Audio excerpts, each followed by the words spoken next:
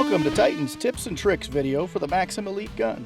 In this video, we'll go over setting up the spray pattern as well as troubleshooting some common issues.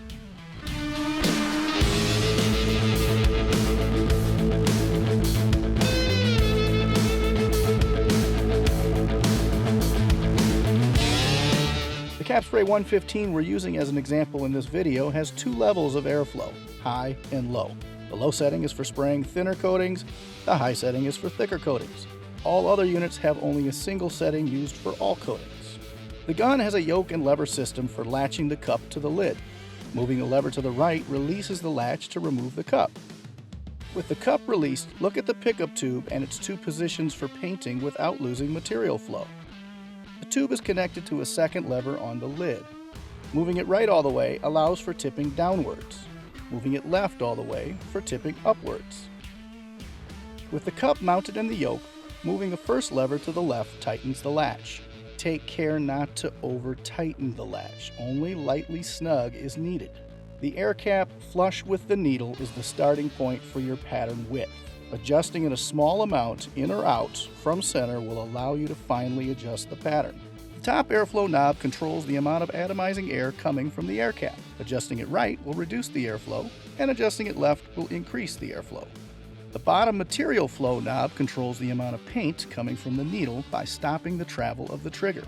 Full open is unthreaded far enough to expose one thread of the knob fitting. Turning the knob clockwise will reduce the amount of paint by shortening the trigger pull. To start, release the latch and remove the cup. Fill the cup with paint just below the neck and reattach the cup to your gun.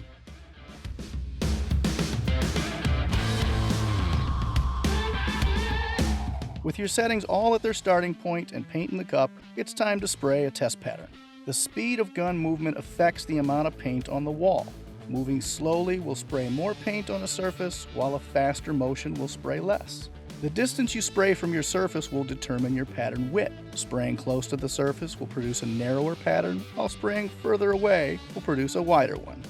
Let's practice using the controls, starting with the material flow knob. Remember to spray at a consistent speed and distance. Spray your first test line, then turn the knob clockwise a couple turns and spray a second line. Notice the change in the paint thickness. Next, let's get comfortable with the airflow knob. The starting point is full air. Now adjust it in some and spray. You can adjust the air while you're in mid-spray as well to see the effects. Now let's talk about the directional pattern control. The Maxum Elite gun can quickly change patterns by adjusting the air cap position. The horizontal air cap position sprays horizontally, the vertical position sprays vertically, and the diagonal position sprays a conical pattern.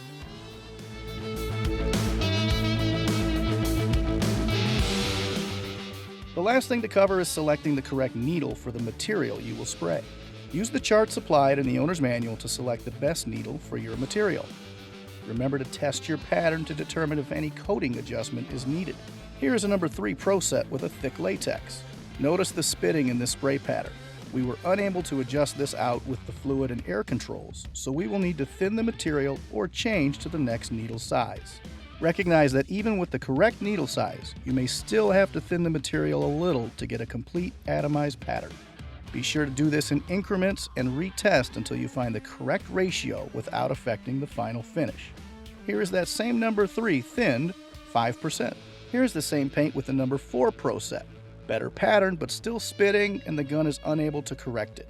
Finally, here is the recommended size for this material, a number 5. Notice how it is spraying clean without any spits, and in this case, the material did not need to be thinned.